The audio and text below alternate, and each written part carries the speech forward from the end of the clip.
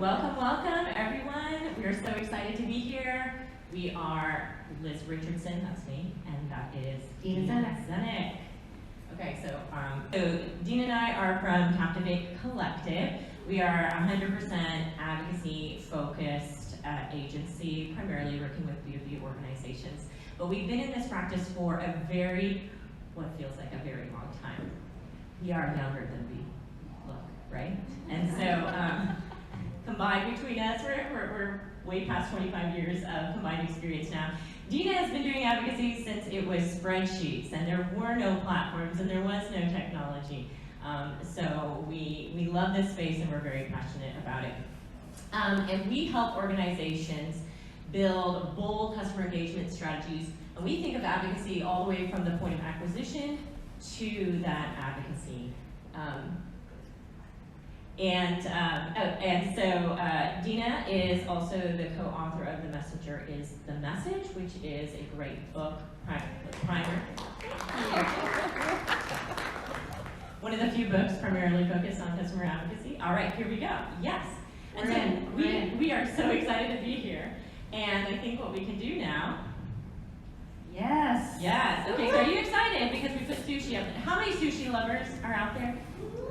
Oh, awesome. Tim, I'm with you. Great. I actually don't like sushi, and I'm part Japanese, so I don't know what's going on.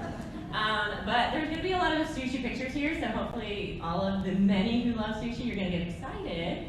And we are excited to be here because I think the last time I talked in person, we do so many webinars, but the last time we were in person, it's been a couple years plus. So we are just really thrilled to be here, and it's so fun to see some familiar faces. For instance, Tim, I'm going to call you out. Tim and I have been going back and forth over the last year, and it was like hugging an old school college roommate. I was like, oh my gosh, I love Tim. I've never even been in the same room with him. So there's just so many wonderful people here today. And so I think, are you going to get going with our, we're excited to? Yeah. I mean, we just feel so fortunate to be here. Oh, so fortunate. So fortunate.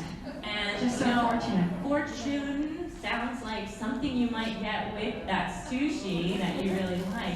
So we have some really special little fortunes for you today. So do feel free to open those up. There might be a special little message for you inside. And as you look at all this sushi, it might be, at least keep you from that sushi craving. I'm moving as fast as I can. It's awkward. While he is doing that, I'm going to get started. Keep going. So what is on the menu for today? So we are going to talk about the evolution of customer advocacy. Like I said, we've been in this practice a long time, and we are really starting to see it evolve. And one of our platforms is, hey, it is time to start thinking about this practice a little bit differently now. Now we've been here long enough, we know some of the challenges we're seeing, we know some of the goodness, but we also know some of what we're up against. So we're going to think about going beyond traditional advocacy and exactly the way that we've been thinking about it the last 10 or so years. We're also going to talk about no reservations required. So how do we get beyond just thinking about programs and memberships and advocates as people who need a reservation to participate? And then we're also going to serve up some appetizing opportunities. So how do we get more picky or reluctant eaters to get on board with the advocacy dishes? All right. Are you guys ready to get started? Yeah. Are those cookies good? Yeah, they are. They're actually really good. We're pleasantly surprised. We'll be ordering from them again. Yes. For you who are not here in person, those fortune cookies have really fun little fortunes from Captivate. So that's what's up. Oh, you told them. Thanks, Kaylee Basket. Kaylee Basket. Kaylee Basket, folks. Hold them all together. All right, so let's go. Time for some new dishes. Sorry, I've done all the talking, but keep going. All right. Where are we? Where are we with advocacy? How many of you run advocacy programs in the room? Okay, so almost all of you. Not all of you, but almost all of you. Okay, so where have we been? Where are we going? So we've been sailing along. Like, it's been a pretty good last 5 years or so for customer advocacy managers. Yeah, am I right? We're getting a lot more attention. We are getting more support. We are seeing some good things. So what traditionally have advocacy programs been focused on? Well, number one, I mean, this is where the practice started, happy customers, right? We need to leverage our happy customers as one of our best assets, one of our best resources. Sales and marketing, so Jeff had sales and customer marketing up there better together. 100% advocacy helps you bring together outcomes for sales and marketing using your best customers. And then we have a lot of emphasis on those one-on-one relationships, right? We are different than B2C. We create one-on-one relationships. That's kind of what makes it so special. And I'm guessing most of the people in this room are partly in it because they really love creating intimate one-on-one relationships with people. It's kind of what's made customer marketing and advocacy professionals tick for a while. And then we are seeing the emergence, a big emergence of all these B2B customer programs, right? You're probably seeing that trend way upward. I know we are.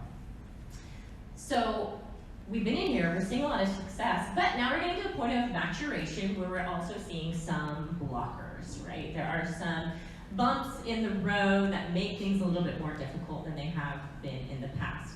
Because as the outcomes expand, as our scope expands, we have some big hurdles to get over now. So we're going to talk about each of these. We're going to talk about destination overload and 50 Shades of Advocacy. That was Deena's idea. I've never seen the movie. I've never either. We just have to say that on camera. Separate journeys, increased competition, and personalization at scale. So we're going to dive just real quick into each of these, but raise your hand if you feel like you're feeling the pressure of at least one of these blockers today. Good. Okay, there's a few immune people, but most people aren't feeling this pressure. Okay, great. Not great that you're feeling it, but great, that we're all in the same boat. So, okay, let's talk about destination overload. So, an average online user has, this is from NordPass, 2020. The average online user has 100 passwords. Someone said, no, that's not true, Liz, because there's LastPass, and now I only have like one master password, and it just gives me a bunch. But technically, those are all different passwords, and if you're like me, you've made a password scheme so that you can start to remember all these dang places you have to go, and you get locked out of your accounts all the time. And there's a real barrier now to interacting with vendors, even the ones you want to interact with all the time. So there is a destination overload. And the 50 Shades of Advocacy. My guess is most people in this room are not just managing one single program anymore. It has mega expanded. So we have all of our traditional programs that existed before, let's say, modern advocacy programs. We had CABs, we might have a referral program, a reference program, a tab, or whatever it might be. And now we have other things too that we're really focused on. And then they have to be personalized for the customer group that you're trying to reach. There's things you're doing for all your customers.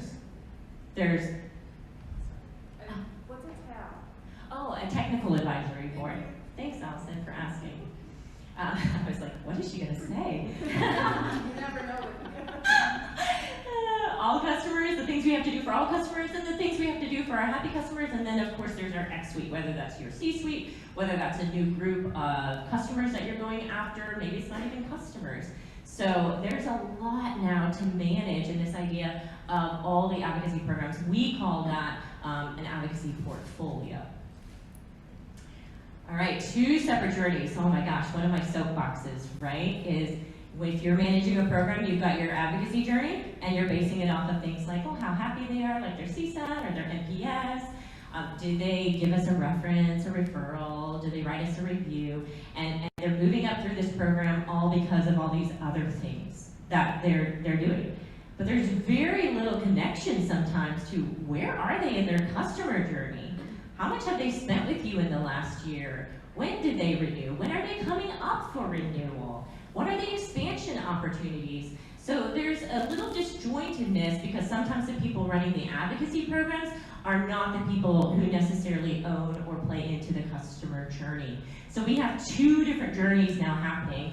I mean, we've seen programs where the top advocate is like this little company. That's great. The little people, who aren't spending much money with you still have a place, still should be celebrated, but then there are the big logos who can't hardly do anything with you because they're strapped, and they're like way down on your, if you have a leaderboard or whatever it is.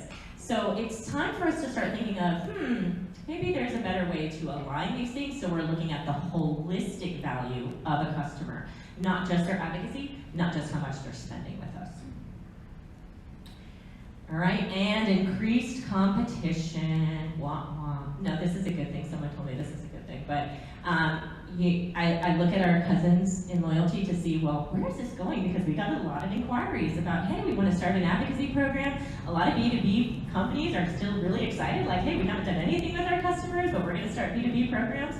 But then I look over at our cousins in loyalty and I think, ooh, where is this going? I mean, there's a lot of programs, and now every single vendor has maybe like 5 or 6 programs you might be a part of. So where do we go when we hit this point of, ooh, there's a lot going on? So you can look at these stats from loyalty programs. Not a stretch. I'm probably a member of like 30 loyalty programs. I've just forgotten like that I'm part of 30, well, not 30, like 20 of them.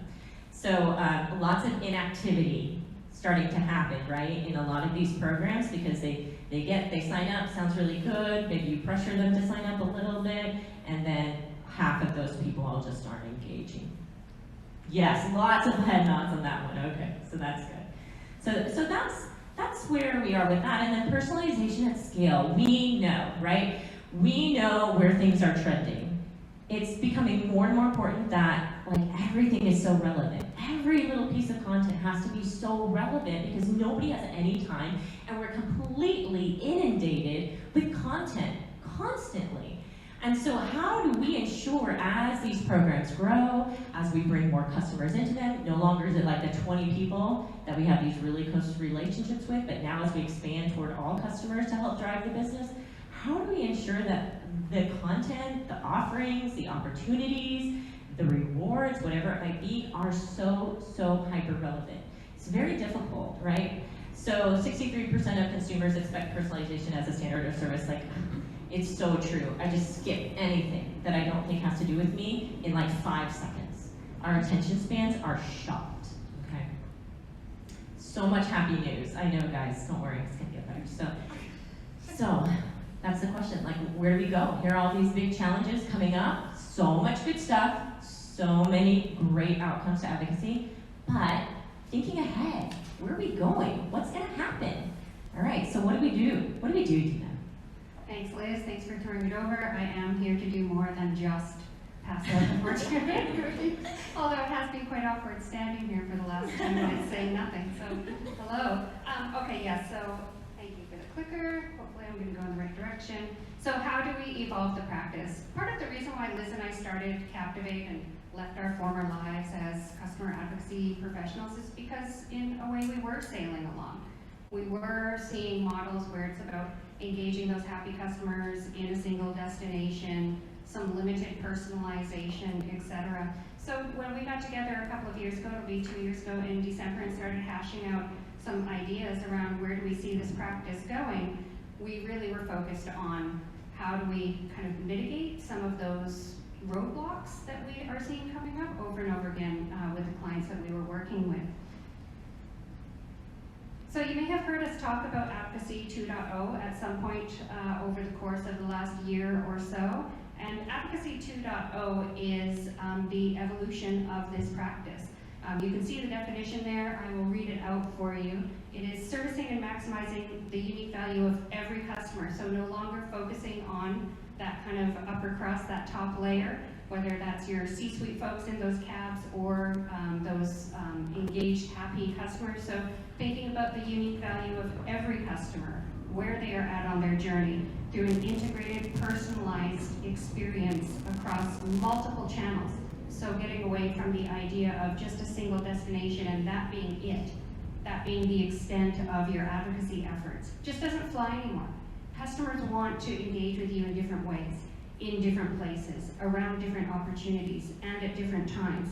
And as customer advocacy professionals and customer marketing professionals, it's our job to figure out when is the right time to engage the right customer with the right opportunity. So we do this through a portfolio of programs, through a portfolio of opportunities. These could be a portfolio of initiatives We need to get away from thinking of an advocacy program as a tool. We need to get away from thinking about an advocacy program as a platform. An advocacy program, an advocacy initiative, can be a point in time. It can be a touch point along the journey. And that's what we're focused on here with Advocacy 2.0. How do you practice in this new era? How do you bring Advocacy 2.0 to life inside your organization? We have a framework. We call this our customer engagement framework, and it's a 3-stage framework, the 4th stage always being iteration, that guides you through how to potentially expand your horizons with customer advocacy inside your organization and vis-a-vis expand the outcomes.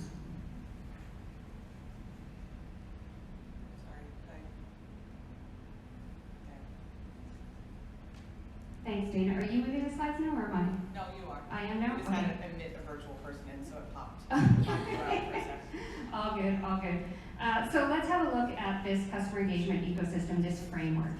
So there are 3 phases in this framework, and it's on a wheel for a reason, because we see that there's movement here. There's movement from the point of data and discovery, which is where we are looking, we're seeking, we're doing some deep sea fishing in our CRM. We're looking at historical data, but we're also bringing in new data.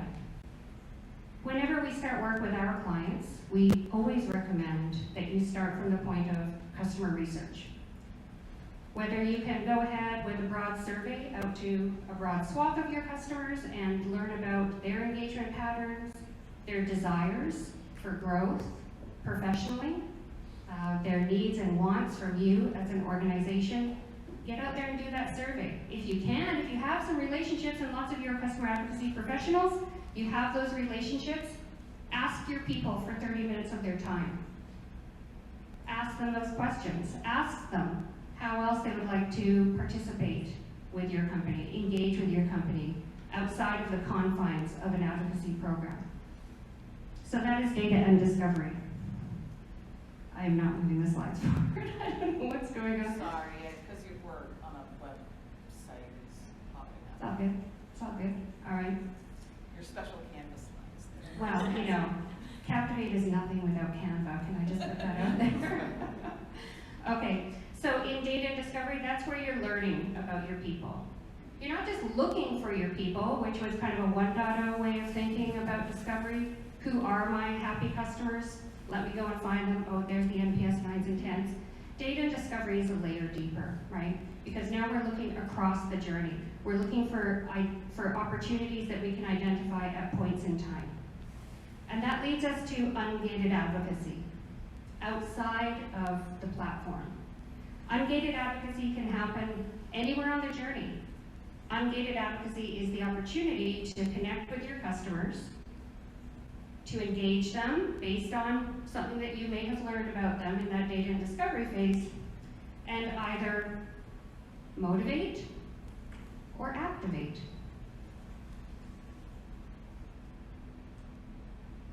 Dana, the clicker just isn't working, so I'm just going to have to give you a cue to...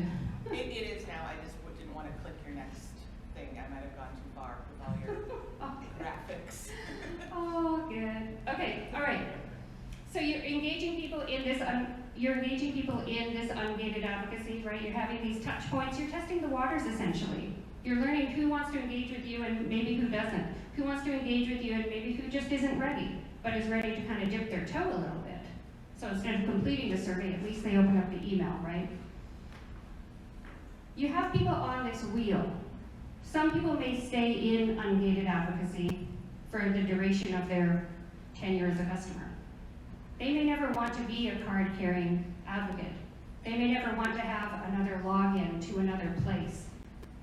They might not want to be a part of a community, but it doesn't mean that they aren't ready, willing, and able to give you a review, provide a referral, do a reference, all of those kind of traditional, the 3R customer advocacy activities.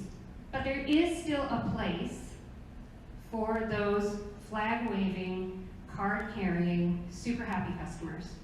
And in Advocacy 2.0, we're not saying that customer advocacy programs go away, we're just saying that they are complementary to a bigger picture, to a larger strategy that's aligned to the strategic priorities of the organization. It worked. All right. So ungated advocacy is about engagement evolution, right? Expanding those horizons. Ungated advocacy is the practice of mapping opportune moments, the right time, the right opportunity, the right customer, into the journey that are designed to enhance the customer experience and cultivate what we're calling unlabeled advocacy. The outcomes are advocacy related and fall under the banner of advocacy outcomes. But the customer participating in those opportunities doesn't have to be labeled as an advocate. I like a lot of brands. I like a lot of companies. I like a lot of different things. But I wouldn't necessarily consider myself an advocate. But if I was engaged by that company around some sort of an opportunity, or they had some sort of ask for me, and I was satisfied, sure, yeah, I'd probably click on it, go ahead, take a look. So in Advocacy 1.0, right, a lot of practitioners here, raise your hands if this is familiar to you in 1.0. We're talking about hand-selected participants. There is that separate advocacy journey, as Liz pointed out, which is just such a huge mess. It's such a mess. Gated program engagement, so you're logging in somewhere to go in and take part in some type of activity, whether that's a community or an advocacy program.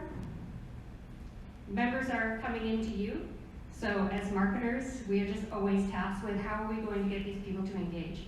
How are we going to get them to come back in and do something with us? And oh my gosh, this person hasn't come in to my environment and logged in for 2 weeks, that must mean that they're not happy, right? Raise the red flag. Or, maybe they're just busy living their life and, need you to actually come out to them instead of them coming to you.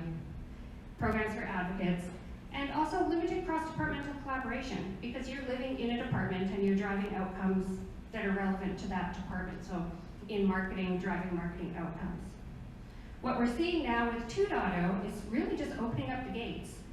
Opportunities being honed for each customer based on that data and discovery phase. Integrated marketing and advocacy engagement that is integrated with the customer journey. Ungated opportunities outside of a formal program. Everything that you're seeing on the right side, under 2.0, is really no reservations required. You can just show up when you want to show up, right? You didn't have to phone ahead. No reservations required. All right. So, trying to paint a picture here of a different way to think about a holistic approach to advocacy, going beyond just here's my 3 programs that I have, but how am I thinking about advocacy in the terms of engaging all of my customer base and aligning that with the customer journey? It's advanced thinking. It's a lot of us are not quite there yet. So laying advocacy engagement workflows. That's how we're starting to take. How do we approach this in a small bite, right? I'm not going to be able to go through my entire customer journey and say, okay. I'm going to map the whole journey, and I'm going to map every single place advocacy can happen. That's a lot. That's a lot to deal with. How do we get started with this more advanced kind of approach? This is a little bit of B2C in here, right? They're reading your data. They know what content you're interacting with. They know maybe how happy you are. They know when your last purchase was, and then they're putting the right opportunities in front of you. Theirs are focused on getting you to buy more stuff. As customer marketers, we're focusing on how to get them to engage and keep engaging with your organization so that you can expand and grow your company. So advocacy engagement workflows. This is something that we like to introduce to our clients. So this is layering advocacy engagement workflows designed to explore, motivate, and activate, that's our framework that we normally do, at opportune moments along the customer journey to curate a path toward desired results for you and the customer. We can't get in it today, but always the advocacy mindset is first. What's in it for them? If you can't think of what's in it for them in this point in time engagement, then better to just back off of it for the moment. All right, so what are these opportune moments? So when we think of opportune moments, there's 2 sides to that. There's moments of truth and points of friction. So moments of truth are experiences that inform the customer's opinion of your brand.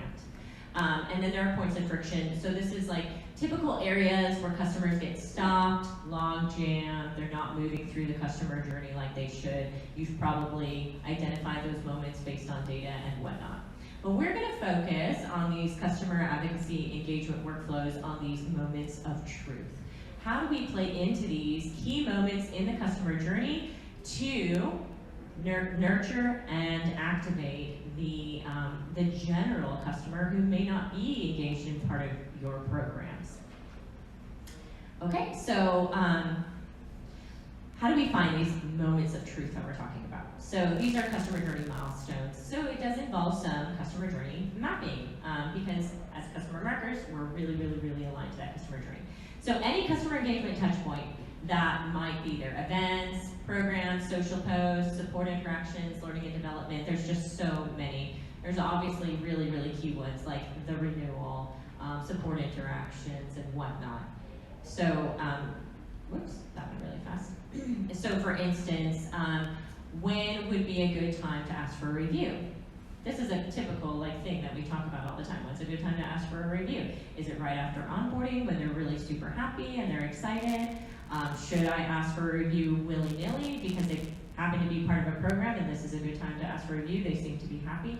So we need to think through that customer journey and say, okay, when does it actually make sense based on what they're showing us, based on the data that we have on them? If they've done one action, then it might make sense to think through, oh, hey, this could be a really opportune moment to either motivate them, so build into that relationship bank that we're building, or to activate them, ask them to take an activity or, on behalf of the organization that is hopefully beneficial to both the organization and the customer. Let me tell a quick, just a hot off the press, just last week, story about a moment of truth. Okay, because a moment of truth is any interaction with anyone at your organization. You could be over here as the advocacy professional, nurturing a relationship for the last 5 years, generating a ton of great advocacy, building in a lot of goodwill, doing your due diligence as an advocacy professional, and someone over here is going to blow it all up, right? If you aren't integrated and collaborative across the organization. We have a client who is an outstanding customer advocacy professional, of course. She has spent many years cultivating a relationship with one of her customers. This customer does a ton of kind of big ticket advocacy things for her company. This customer also recently joined their new user group program. And as part of that user group program, people who meet certain criteria get, I think it's a backpack, right? A branded backpack. So this chap reached out and was like, ooh, cool, can I get the backpack? And the user group organization person looked at her checklist of criteria to get the backpack and said, no, I'm sorry, you cannot have the backpack. So he was like, oh, dang, okay. I thought that I was your friend. I've had a long relationship with you. I've done a lot of things with you. The customer isn't thinking, I do all of these great things with you over here. He's not thinking, I do all of these great things with you, customer advocacy director. He's thinking, I do all of these great things with this company, for this brand. And now here I am, I've put up my hand again to join this user group program. But because I don't meet specific criteria for who gets the backpack, I've been told, no, sorry. So now over probably a $30 backpack, there's some damage control to do, right? Because the curtain was pulled back a bit there. The curtain was pulled back that like you're important there, but over here, you're kind of just one of the masses. So the advocacy manager has now had to go back and try to rectify that issue and go back and say, okay, yeah, no, sure, sorry, that was totally a miscommunication. Of course you can have the backpack. And by the way, thank you so much for that reference last week, helped us close a deal. Okay, so that's just a hot, off-the-press, real example of that moment of truth. Any interaction where the customer's impression of your brand can be affected. You can either meet expectations or not meet expectations. You can exceed expectations or not meet expectations. All right, let's move ahead. Appetizing opportunities for those reluctant advocacy eaters. Okay, this is a nice graph.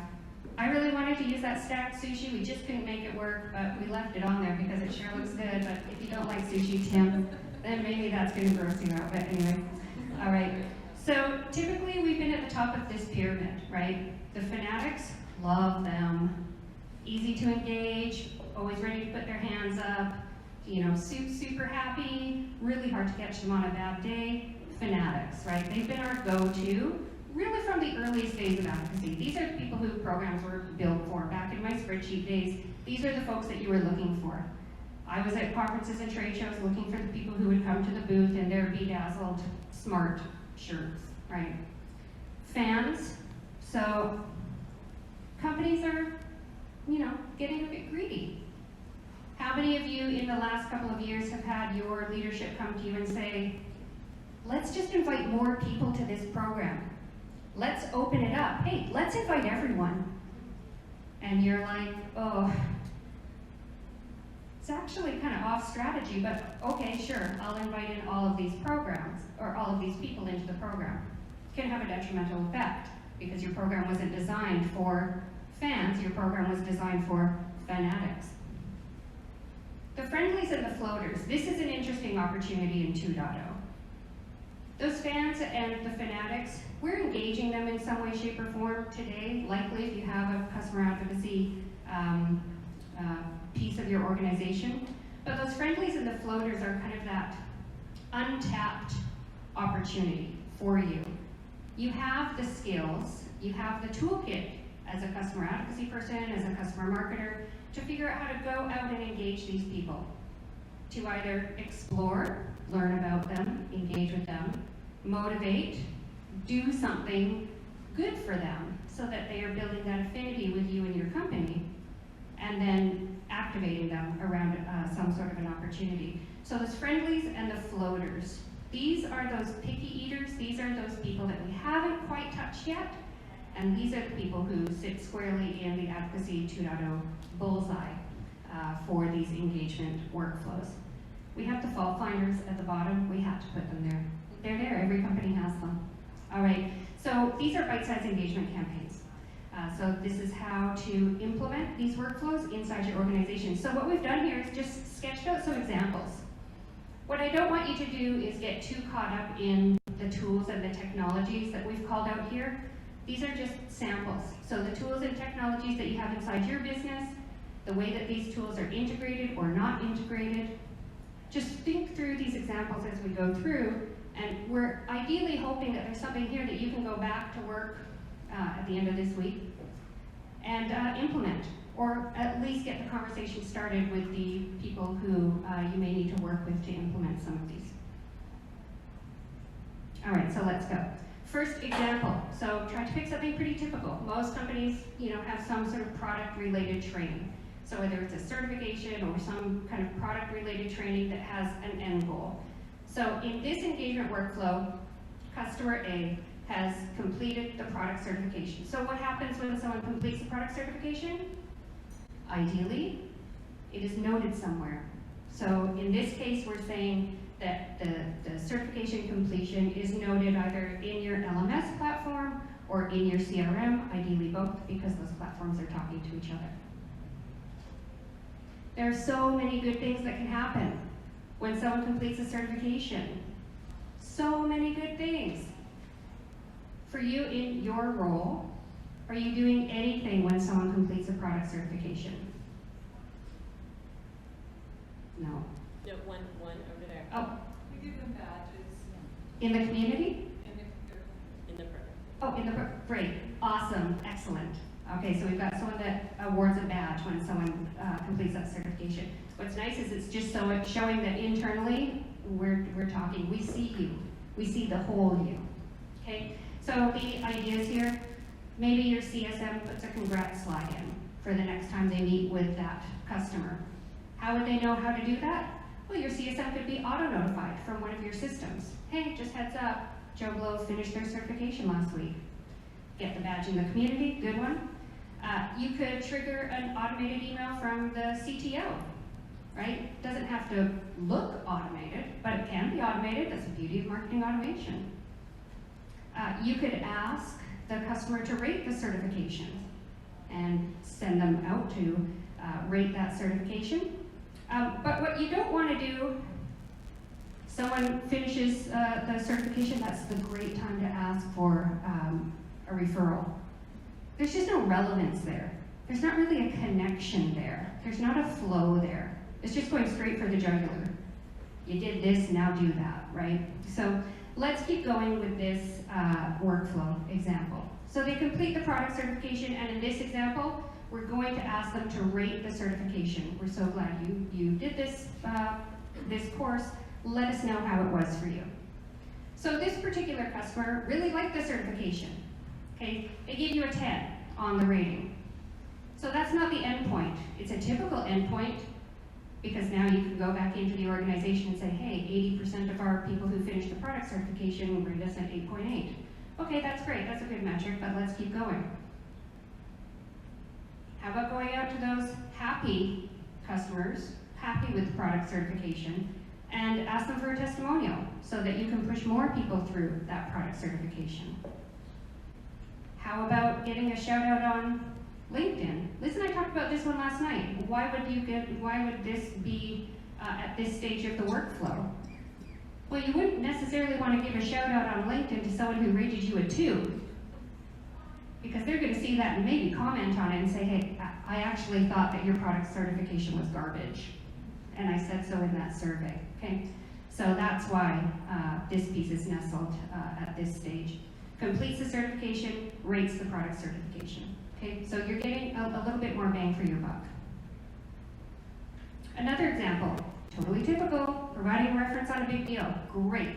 So they've provided that reference, it's noted somewhere in your CRM, in your reference tool.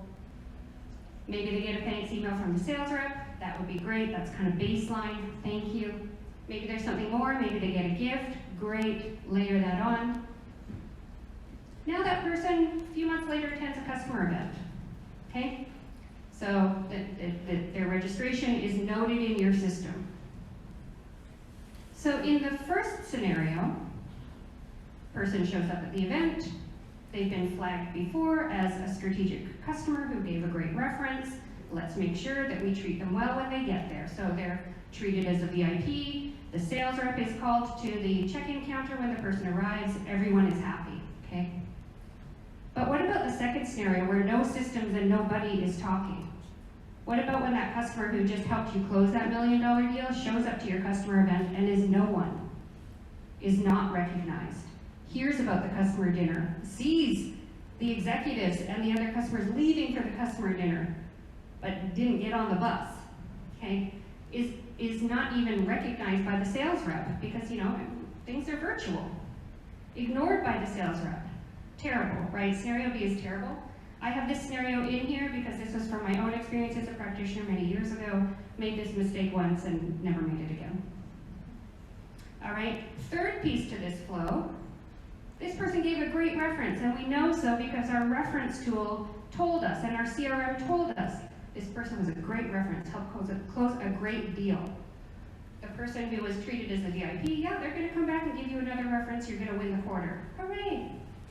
The person who was ignored, the person who didn't get on the bus to the customer dinner, the person whose sales rep didn't recognize them, they're probably not going to respond to your reference request. And worse yet, at the next renewal, you might lose them to the competition. All because your systems and your people weren't communicating. Okay, so that's kind of an A-B scenario there on the reference front. Support ticket, closing with a 4 or 5. This is a 3-step engagement workflow. You can get that automated email thanking you for continued support and asked to join the community. This one is really simple. You join the community, you can be asked to leave an online review, the customer leaves a review, gets the badge, etc.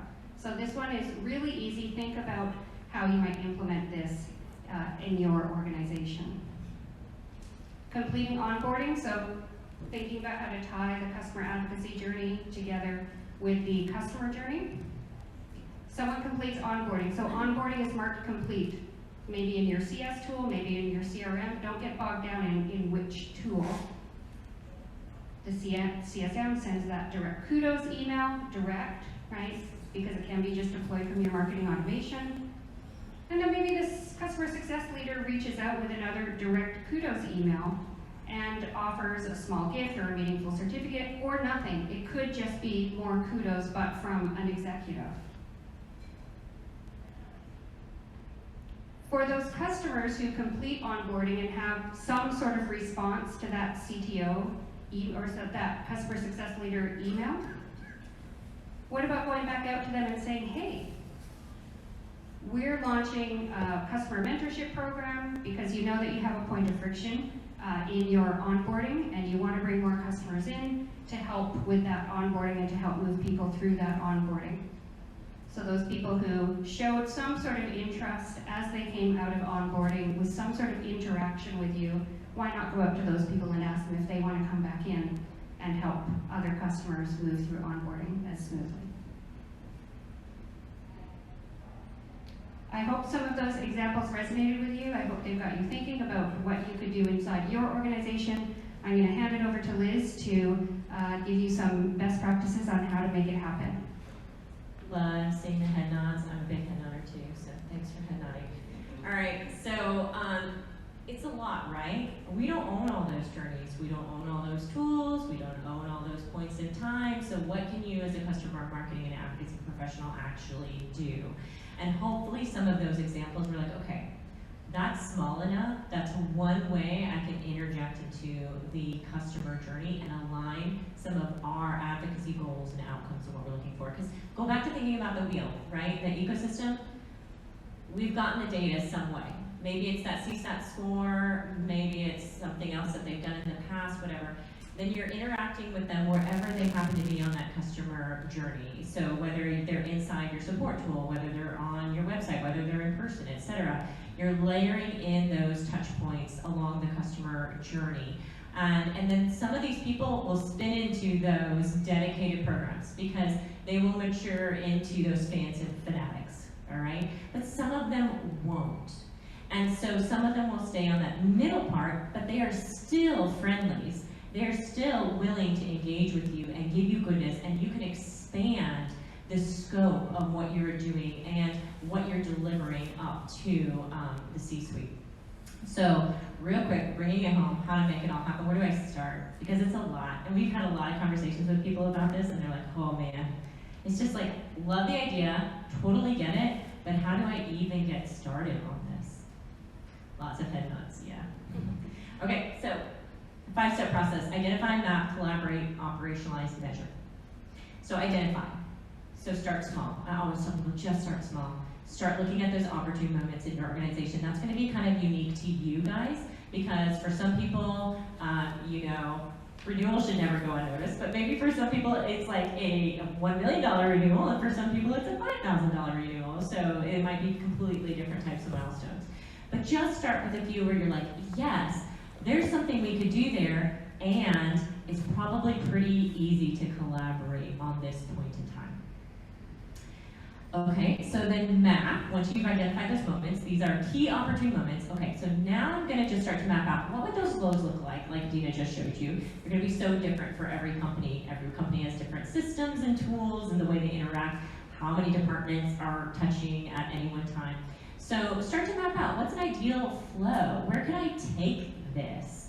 Some of it to start might be manual, right? You might actually have a few manual steps to test the water, to say, is this truly an opportune moment? Can I actually drive a lot of activity at this moment? Yeah, maybe for the first 3 months, I'm gonna have to do some manual work to make sure this flow goes all the way through, but then I can get the investment to maybe put tools in place to help automate some of those moments. All right, so what's the right opportunity for the right person at the exact right time? Then you're going to collaborate. So this is all part of that Advocacy 2.0. No more silos. No company can work in a silo anyway, but programs happen, like you can kind of get away with it, right? I do my white glove programs, and I know who all those customers are, and I have really great relationships with them. Not necessarily like collaborating across the journey or anything like that. I'm a pretty self-contained program. So with Advocacy 2.0, we're going to see that expanding, because the more that you reach out into that customer base, the more you're going to have to collaborate collaborate with those other departments and stakeholders. So you're gonna have to sit down at a table, and then you can say, look, here's my idea. I think there's some really opportune moments that we can really utilize to either motivate, like build that relationship at scale with our customers, or activate them to do something awesome. So determine what that collaboration should look like. Hopefully get them on board, right? Because advocacy is a two-way street. Not only is it advocacy for your customers, but you're also trying to build advocacy internally as well. So if you don't come to that meeting, the collaboration meeting, with a really good point on why this is awesome for them as well, then don't expect them to buy in. Everyone has to be bought in, internally and externally. And then operationalize that. So, okay, then if you're all on board, what are the tools and technology that you're going to need to meet the customer? Is it really complicated? It might be, right? But see if you can graph all that out and get people aligned on connecting a couple tools that you might need to, or doing, like I said, a test run where you just do some things manually to do the proof of concept before you connect all those tools and put all that work into the integration. Because maybe you're wrong. Maybe you don't know your customers as good as you thought, and that's not a great moment to interact with them. All right, and then of course, always coming back to measuring, what is the impact that you've been able to have on these outside of your program moments, these opportune moments that don't require a reservation, it's ungated, it's for all of your friendlies and floaters out there. And then hopefully, as you mature your practice and your model, you do have you can operationalize moving some of those friendlies and floaters into those more dedicated programs where you can have more one-to-one interaction. But our whole idea here is think bigger. Think outside the scope of just your typical advocacy programs and see what other impact you can have at scale in your organization. That's it. Okay, so quick question. Do you feel like you could go back and try at least one workflow in your organization?